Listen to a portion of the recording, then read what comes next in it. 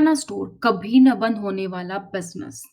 तो आज ऐसे ही बिजनेस के बारे में हम इस वीडियो में डिस्कस करने वाले हैं कि किराना स्टोर जहाँ पर आपको अपने डेली नीड्स की सारी ज़रूरतों का सामान आपको मिल जाता है। आपके आटा, घी, चावल, तेल, बिस्किट, नमकीन, पाउडर काफ़ी सारी चीज़ें आपको किराना स्टोर पर मिल जाती हैं। तो इसी किराना स्टोर के बारे में ये वीडियो है आज की, जिसमें हम आपको जानकारी देंगे कि आप कैसे किराना स्टोर को ओपन कर सकते हैं, क्या-क्या चीज़ों की आपको आवश्यकता पड़ती है, कैसे आपको लोकेशन चूज़ करनी है, क्या टिप्स एंड ट्रिक्स हैं ताकि आपको किराने के स्टोर में ज़्यादा मुनाफ़ा हो। तो अगर आपके पास किराना स्टोर है, तब भी आप इस वीडियो से काफ़ी हेल्प आपको मिल पाएगी। तो चलिए वीडियो को शुरू करते हैं टाइम ना वेस्ट करते हुए। अगर आप लोग चैनल पर नए हैं, तो चैनल को सब्सक्राइब करके बेल आइकन को प्रेस करना ना भूलें, क्योंकि इस चैनल पर हम आपके लिए लेकर आते हैं हर एक डिपार्टमेंट से वीडियो, हर एक कैटेगरी की वीडियो, चाहे कोई बिज़नेस इन्वेस्टमेंट के आइडियाज़ हों, चाहे बैंकिंग की हो, चाहे फाइनेंस की वीडियो हो, चाहे व्लॉग्स हों, चाहे सरकार की गाइडलाइंस हो, सरकार की कोई स्कीम हो, गवर्नमेंट एग्ज़ाम की अपडेट हो, काफ़ी सारी वीडियोज़ हम इस चैनल पर आप लोगों के लिए लेकर आते हैं। तो अगर वीडियो आपको पसंद आई तो लाइक ज़रूर कीजिएगा। और किराना स्टोर का बिज़नेस एक ऐसा बिज़नेस है जो आप अपने घर पे ही एक छोटी-सी एरिया में भी शुरू कर सकते हैं। तो दोस्तों, इस वीडियो को जितना हो सके उतना शेयर कीजिए ताकि इस वीडियो का लाभ और लोगों को भी मिल सके। तो जब हम किराना स्टोर की बात करते हैं, यानी कि ग्रोसरी स्टोर के बिज़नेस की, तो कैसे आपको स्टार्ट करना है, क्या आपको करना है, ये हम इस वीडियो में देखेंगे अभी। तो छोटे से छोटे गाँव हो या लेकर महानगर हो, तो किराना स्टोर आपको देखने को मिल जाते हैं। हाँ, किराना स्टोर के तरीके बदल जाते हैं कि कहीं छोटा होगा और कहीं बड़ा आपको शहर में देखने को मिलेगा। तो इस व्यापार की माँग है जो कभी भी कम नहीं होती है। आपने ये कोरोना के टाइम पे भी देख लिया है कि कोरोना के टाइम पे कोई भी बिज़नेस बंद हो गया हो, लेकिन आपके जो ग्रोसरी स्टोर है, आपके जो डेली नीड्स का सामान है, वो आपका ओपन रहा है। तो इसको अच्छे से चलाने के लिए एक बेहतर लाभ प्रतिदिन कमाया जा सकता है। तो देश के किसी भी नागरिक को विभिन्न तरीके की आवश्यकताएँ, वस्तुओं की आवश्यकताएँ होती हैं और वो उसके लिए स्टोर पर भी ले सकता है।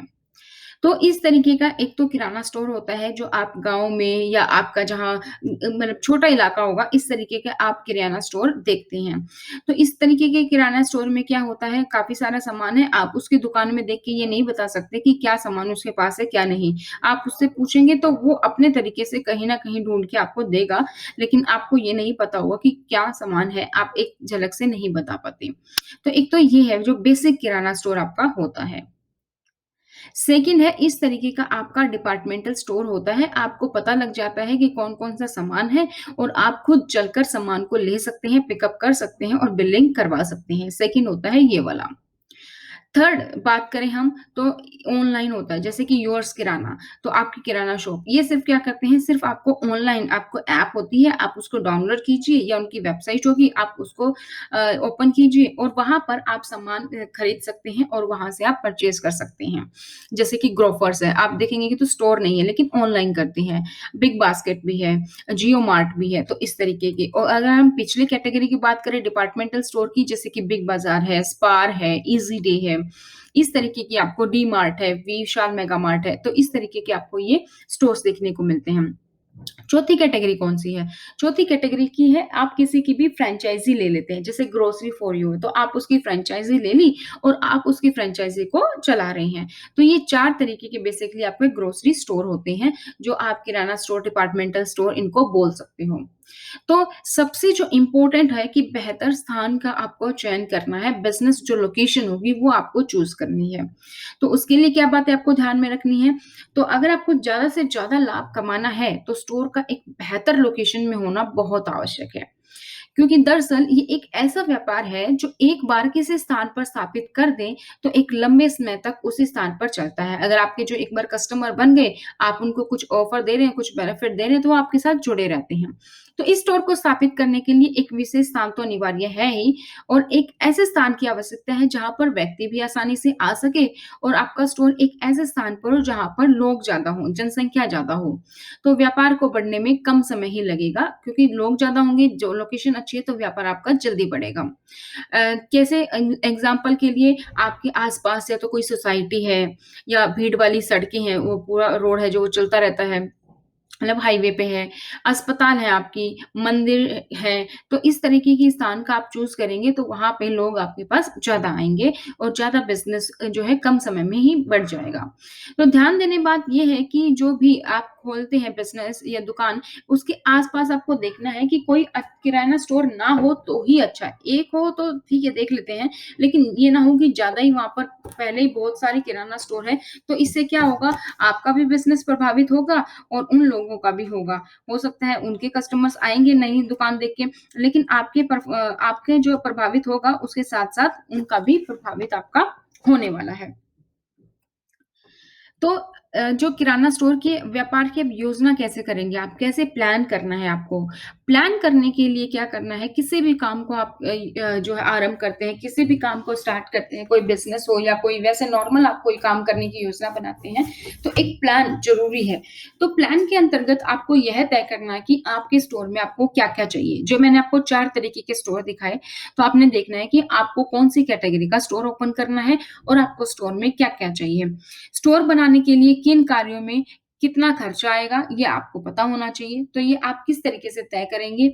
जैसे कि योजना बनाते समय आपको स्टोर का साइज़ तय करना होगा। ये ना हो कि आप सामान सोचे में बहुत सारा सामान है और साइज़ नहीं है या फिर साइज़ ज़्यादा हो, सामान कम हो। तो साइज़ के अकॉर्डिंग ही आपको सामान अपने स्टोर में भरना है। तो इसके अंतर्गत आपका स्टोर कितने वर्ग फीट का है, ये आपको पता होना चाहिए। एक छोटा स्टोर 200 वर्ग फीट का भी हो सकता है, हालाँकि 1000 वर्ग फीट तक के भी स्टोर बना सकते हैं। स्टोर में पहली बार आपको सामान की पूँजी कितनी लगानी है, वो आप न्यूनतम रखें, जैसे कि आपने 50,000 रख ली। ये नहीं कि आप एक ही बार में इतना सामान भर लें, तो वो आपकी जैसे-जैसे आपका दुकान चलेगी, आपको पता लगता रहेगा कि हाँ, किस आइटम की ज़्यादा डिमांड है, किस तरीके के लोग आते हैं, किस क्वालिटी का उनको सामान चाहिए। तो ये एक 50,000 एक न्यूनतम पूँजी आप मानिए, जिसमें आप अधिक पैसे लगाकर भी व्यापार आरंभ कर सकते हैं। लेकिन ये आपको ध्यान रखना है कि दुकान सामानों से परिपूर्ण ना चल रहा है, यानी कि पता चल जाए सामने वाले को हाँ, ये सामान है यहाँ पर। 6 महीने की पूँजी आपको अपने हाथ में लेकर रखनी होगी। हो सकता है आपने ऐसे एरिया में दुकान कर दी जहाँ पे उधार चलता है या फिर आपने मेगा स्टोर बनाया है जहाँ पे लोग मान लीजिए आपको ऑनलाइन पेमेंट ही करके जाते हैं, लेकिन फिर भी कोई भी बिज़नेस है, नफ़ा होगा, न नुकसान होगा, फ़ायदा होगा, तो वो आपको 6 महीने की पूँजी आपको अपने हाथ में लेके चलनी है कि 6 महीने तक आपको खुद ही अपने बिज़नेस में इन्वेस्टमेंट करना है, प्रॉफ़िट नहीं देखना है। प्रॉफ़िट होगा, बिल्कुल होगा, लेकिन ये है कि आपको 6 महीने की आपके पास एडवांस रहेगी, तो किसी भी बिज़नेस का हम बैकअप प्लान लेके चलते हैं, तो सिंपल उसके लिए। अब इंटीरियर आपको कैसे करना है? तो इंटीरियर में आपको ध्यान देने की आवश्यकता है। इंटीरियर आपको इस तरीके से बनाना है कि ग्राहकों को सामने से नज़र आ जाए और दुकान चलाते समय आपको भी सामान ढूँढने में ज़्यादा दिक्कत ना हो, ज़्यादा समय ना देना पड़े।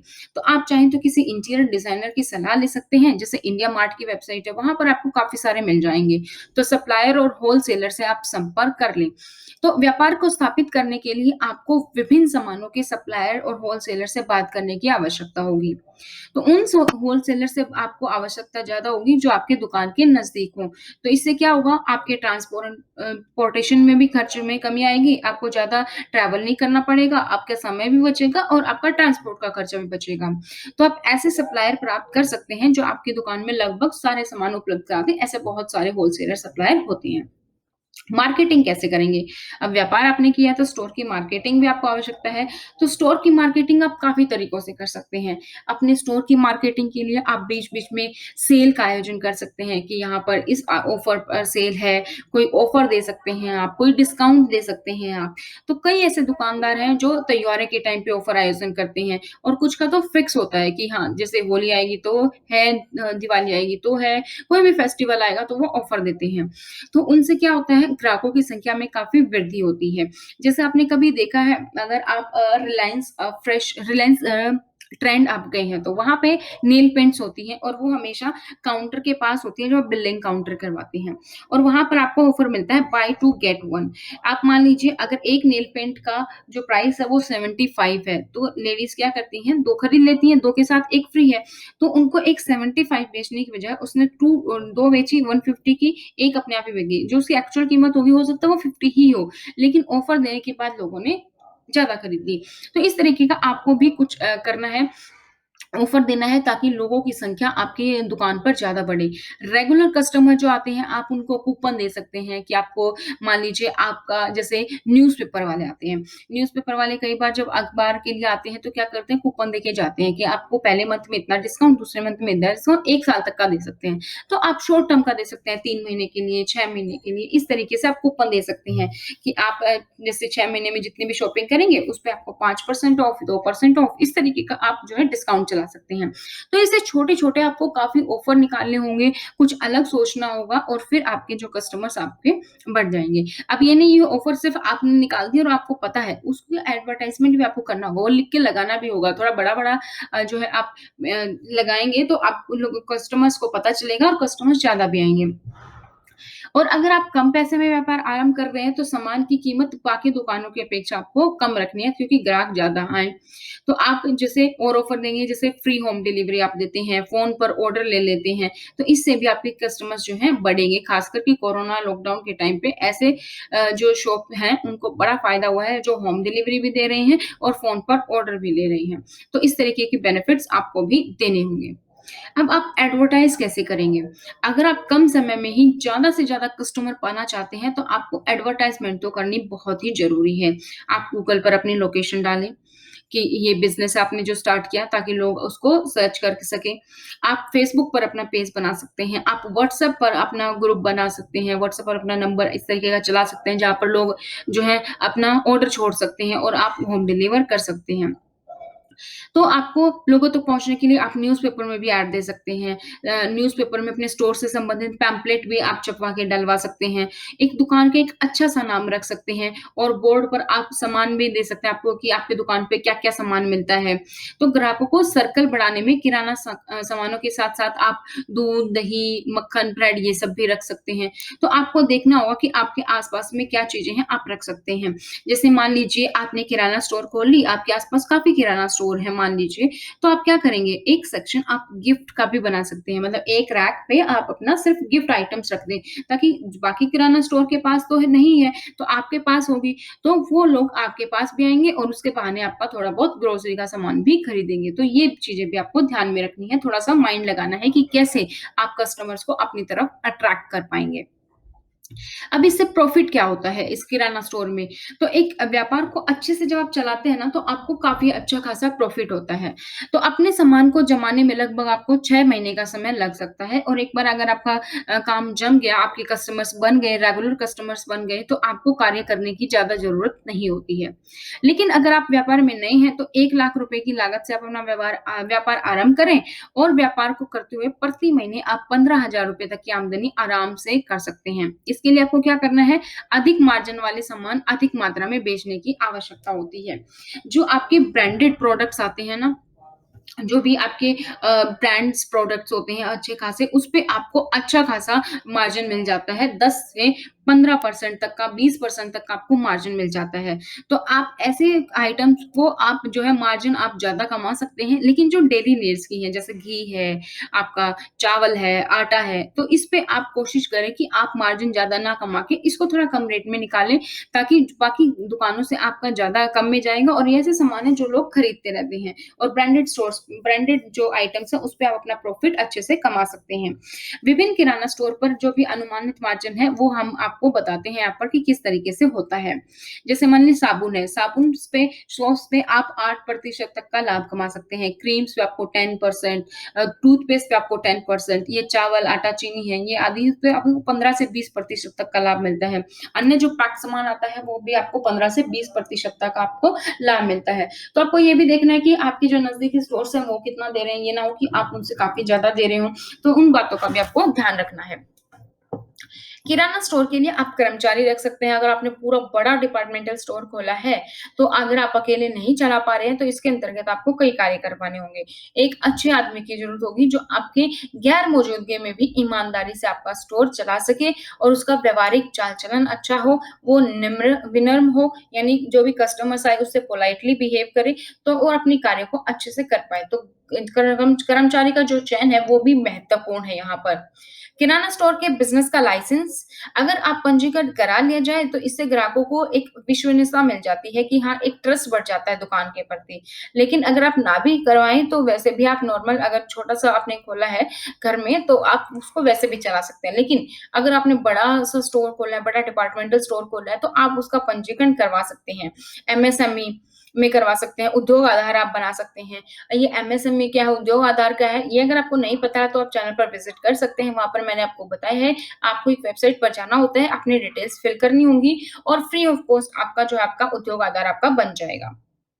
तो इससे क्या होगी परफ़ॉर्मेंस आपकी बढ़ेगी। तो अगर हम कुल मिला के देखें तो हमने बात की लोकेशन आपको चूज़ करनी है, लोकेशन आपकी अच्छी जगह पर होनी चाहिए। आपको इस तरीके की रैक्स की ज़रूरत होगी, तो इस तरीके की रैक्स आप ले सकते हैं, चाहे तो आप इस तरीके की और इस तरीके की रैक्स ये आप बनवा सकते हैं। इंडिया मार्ट एक वेबसाइट है जहाँ पर काफ़ी सारे आपको सप्लायर, होलसेलर मिल जाएँगे, वहाँ पर आप अलग-अलग से कोटेशन ले सकते हैं और जो भी बेस्ट प्राइस आपको लगे आप वो ऑर्डर कर सकते हैं। इस तरीके की आपको ट्रॉली और बास्केट्स आपको ज़रूरत होंगी, डिपेंडिंग कि आपने कितना बड़ा स्टोर ओपन किया है उसके अकॉर्डिंग, चाहे तो आप छोटा स्टोर है तो छोटी ट्रॉली या बड़ा ट्रॉली भी आप दोनों रख सकते हैं। इसके अलावा आपको एक बिलिंग सॉफ्टवेयर भी चाहिए होगा, बिलिंग सॉफ्टवेयर के साथ-साथ आपको ये बिलिंग मशीन भी चाहिए होगी, तो वो आपको ध्यान रखनी है। ये पोस्ट मशीन आपको चाहिए कार्ड स्वाइप करने के लिए। ये आपके लिए इम्पोर्टेंट हो जाती है।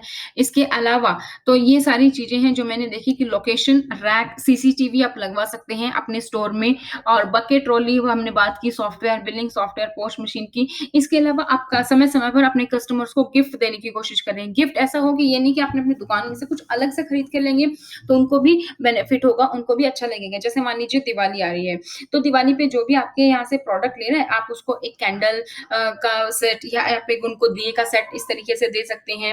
यदि होली पे आप उनको एक कलर्स का सेट इस तरीके से आप उनको एक जो है पर्सनल टच फ़ील होगा, जैसे भी कोई भी फेस्टिवल है उसके अकॉर्डिंग आप गिफ्ट सोच सकते हैं। जो आपके रेगुलर कस्टमर हैं, ये आप उनको दें, तो वो आपके कस्टमर जो हैं बने रहेंगे, उनको भी एक अपनापन लगेगा और वो भी एक तरीके से ऑब्लाइज़्ड होते हैं जब किसी को गिफ्ट मिलता है तो। इन बातों का आपको ध्यान रखना है, ये टिप्स आपकी बहुत काम आने वाली हैं, अगर आप किराना स्टोर खोल रहे हैं और अगर आप जानते हैं कि आपके आस-पास कोई किराना स्टोर है, आपके नोन में, आप उनकी हेल्प करना चाहते हैं, तो आप ये वीडियो उन तक शेयर कर सकते हैं और कोई ऐसा लोग जो कि सोच रहे हो कि कम इन्वेस्टमेंट में हमें बिज़नेस स्टार्ट करना है, तो ये वीडियो आप उन तक भी पहुँचा सकते हैं। तो वीडियो को जितना हो सके लाइक और शेयर कीजिएगा। आज की वीडियो में इतना ही, नेक्स्ट वीडियो में फिर मिलेंगे किसी नए बिज़नेस अपडेट के साथ।